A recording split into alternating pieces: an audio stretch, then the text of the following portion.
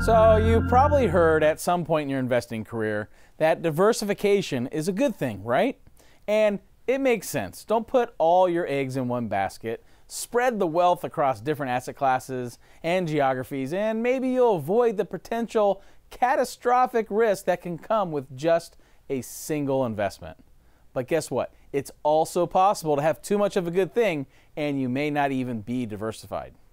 You might think that having a large number of investments in your portfolio makes sense, and that the more you have, the more diversified you are. But thinking that way just might be a mistake. Okay, so having a lot of different investments may create a potential false sense of confidence, making you believe that you're well diversified, but in reality, get this, many of your investments actually share commonality or a common risk. The number of investments a portfolio has really tells us nothing about its risk-return profile.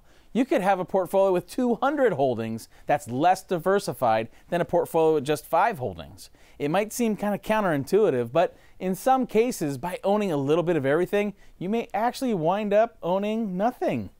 In other words, all you've got is simply a large, inefficient index fund that's chock full of overlapping, unnecessary investments.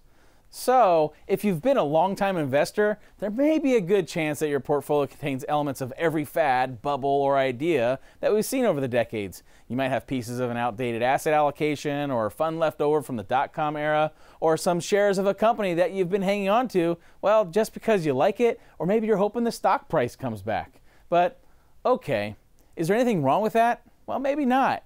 You just need to know what you've got. And having a comprehensive financial strategy may give you the context you need to decide whether the investments in your portfolio are aligned with your goals or not.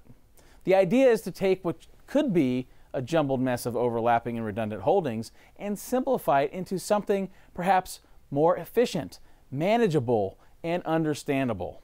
Okay, so even though it's still in the middle of winter, right now might be a good time to do a little spring cleaning with your portfolio. And guess what? We do that kind of stuff every single day. So look into us or just give us a call.